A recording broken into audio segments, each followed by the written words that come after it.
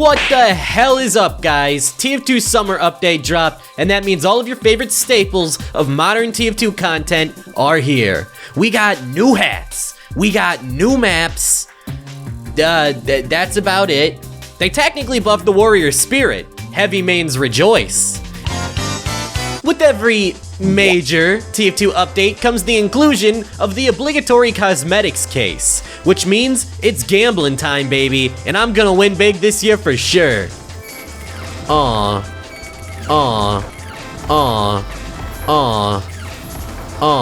of the standout cosmetics for me are Scout's Frank Sinatra themed set, this nice cosmetic set for Medic, and this regular baseball cap that's elite grade for some reason. $5 for this, or 3 cents for the Ellis cap. I'm returning to tradition. But with new cosmetics comes a whole new assortment of kooky loadouts for your mercs, like Depressed Balding Businessman, Depressed Balding Army Man, Depressed Balding Boxer. Oh my god, the pain, please make it stop, oh my god, the pain. I gotta hand it to the workshop and Valve though. The quality of cosmetic picks has drastically increased since the Nightmare era, where every merc looked like they walked out of a dollar store during Christmas season.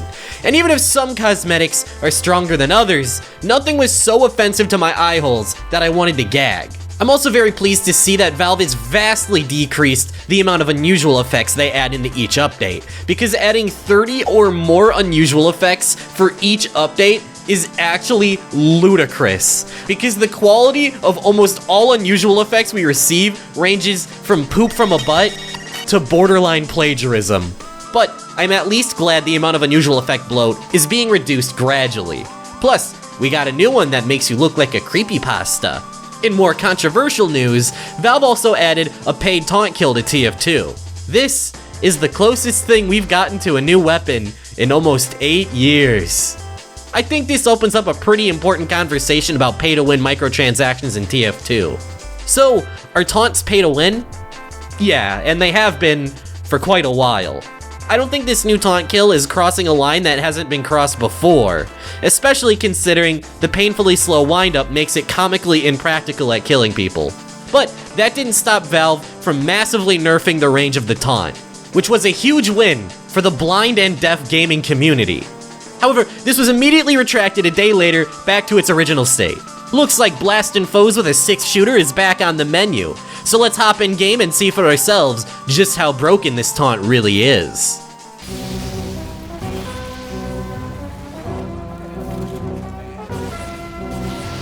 Oh my god!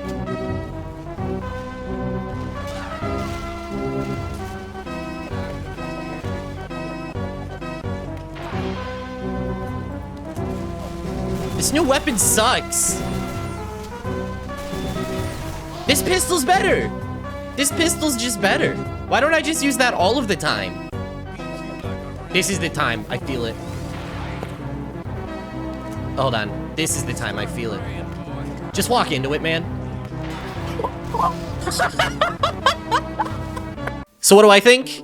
As it stands, this taunt is not pay to win. But my gut feeling says that paying for taunt kills just feels wrong. I think a serious problem could arise in the future now that the precedent is set for paid taunt kills, because not all taunt kills are useless. I really hope all paid taunt kills in the future are completely useless, because there should never be a tactical advantage for paying for a taunt. What about the bulk of the update though? What about the maps? All 10 of them. Oh my god, that's a lot of maps. That's like too many maps. And we'll discuss them all right after the break.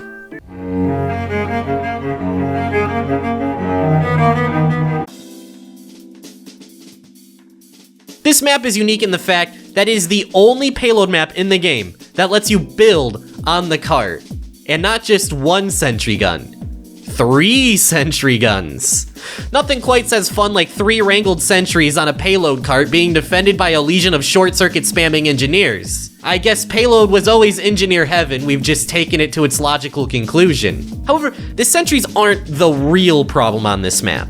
In fact, it can be pretty easy to take them down, because the map is so large and so open, you can snipe them down from wherever you want. And that is the real problem, because the sightlines on this map are unholy, Whenever I play Sniper on this map, I feel downright satanic. You can be minding your own business, and then suddenly you die to a player that sniped you from a parallel dimension. For TheWhat points.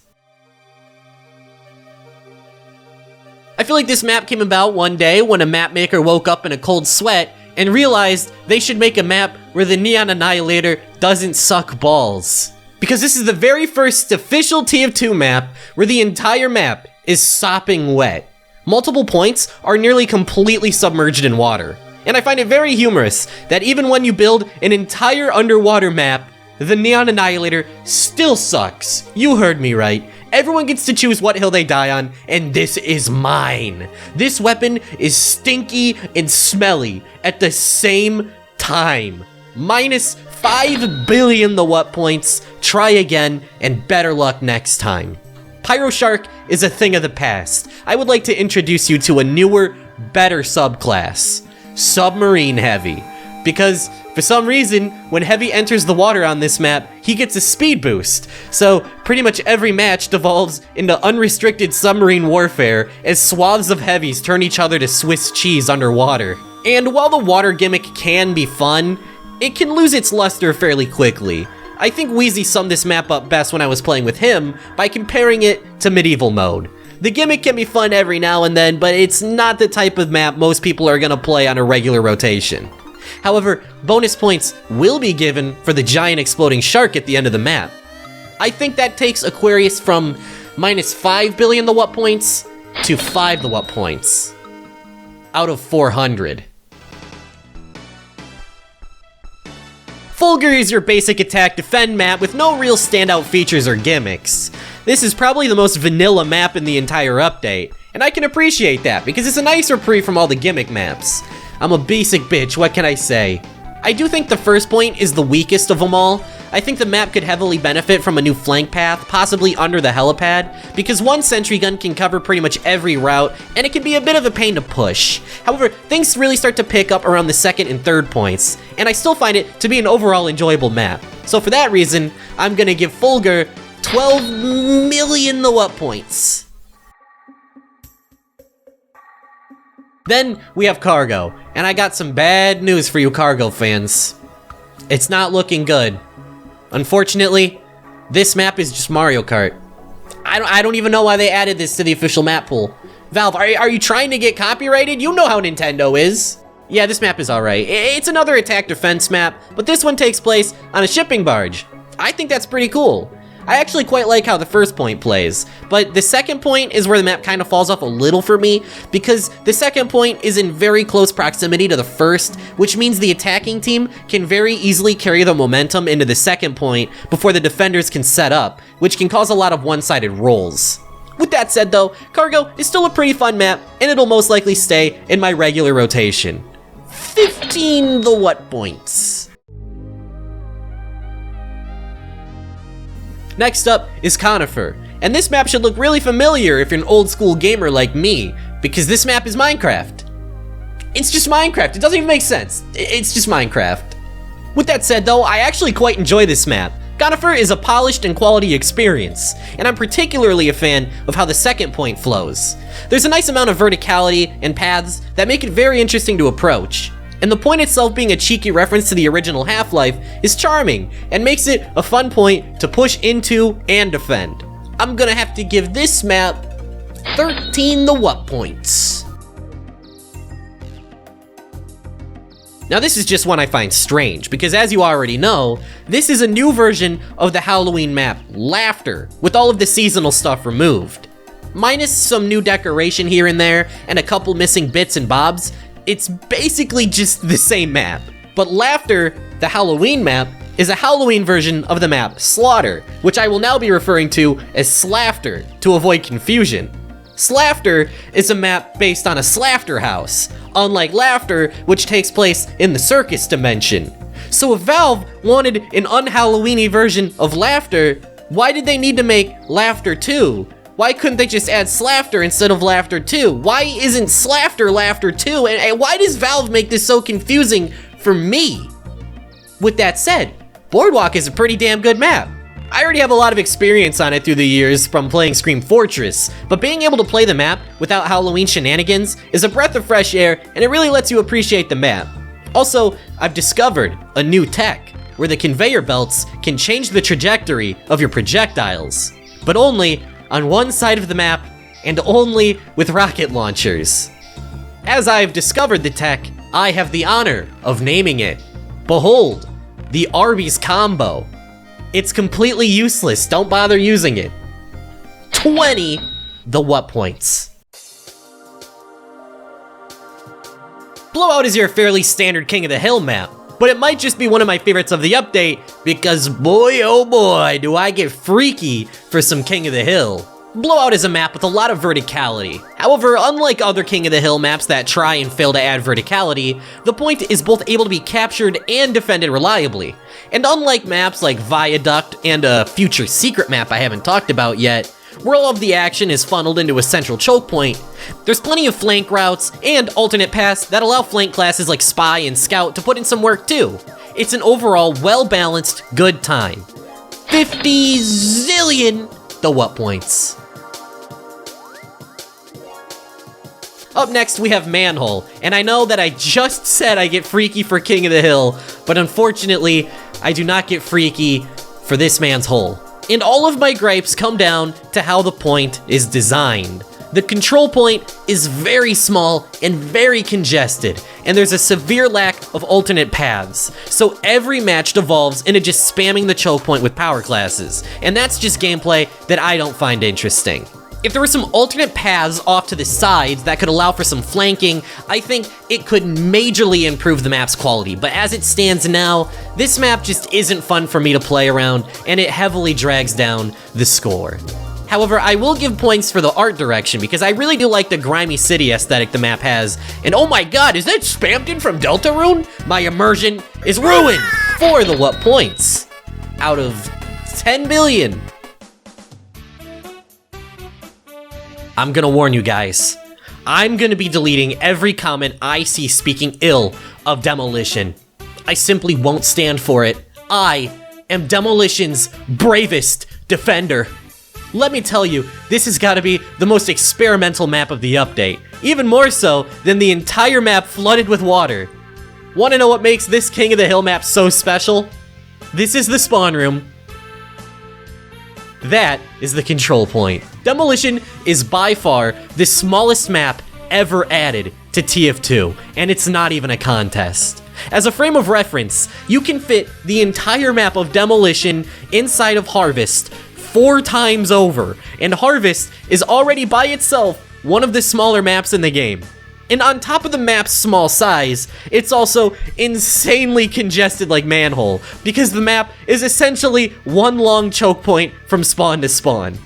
The map tries to compensate for its small size by closing this doorway for the defending team when they own the point, forcing them to take a slightly longer path. But like, oh no, my rollout to mid takes 3 seconds now instead of 1. Whatever will I do? Oh, I got it. I'll just jump around the entire map instead and save all that time anyway. When you factor all of this together, what you're left with is an absolute meat grinder of a map that can barely contain the 24 players inside of it.